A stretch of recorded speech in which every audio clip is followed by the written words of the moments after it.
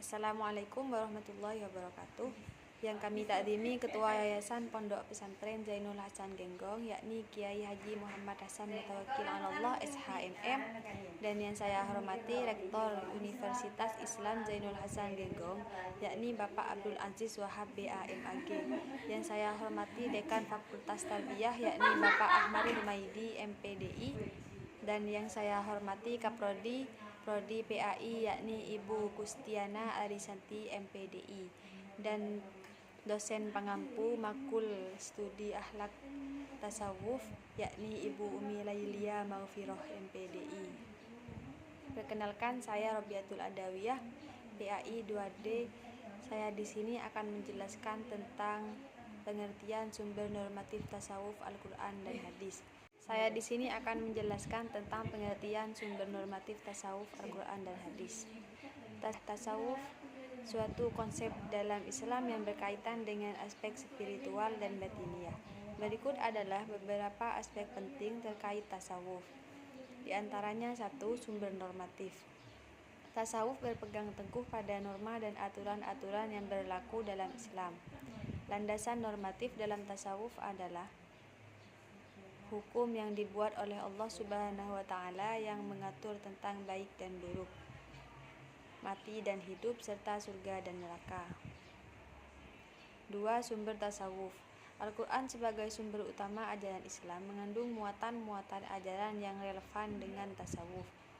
Contoh dalil dalam Al-Quran adalah Quran Surat At-Tahrim ayat 8 yang membahas tentang taubat, dan Quran Surat Al-Imran ayat 159 yang membahas tentang tawakal. Sumber tasawuf yang kedua adalah Al-Hadis. Sebagai sumber kedua, ajaran Islam mencatat perkataan, perbuatan, dan ketetapan Nabi Muhammad SAW yang relevan dengan tasawuf. Contoh hadis yang berkaitan dengan tasawuf adalah tentang pentingnya berpedoman pada Al-Quran dan hadis, sabar, dan tasawuf itu sendiri. 3. Unsur-unsur yang mempengaruhi tasawuf. Unsur Islam. Unsur dalam Islam memainkan peran penting dalam tasawuf karena ajaran-ajaran Islam bersumber dari Al-Quran dan hadis.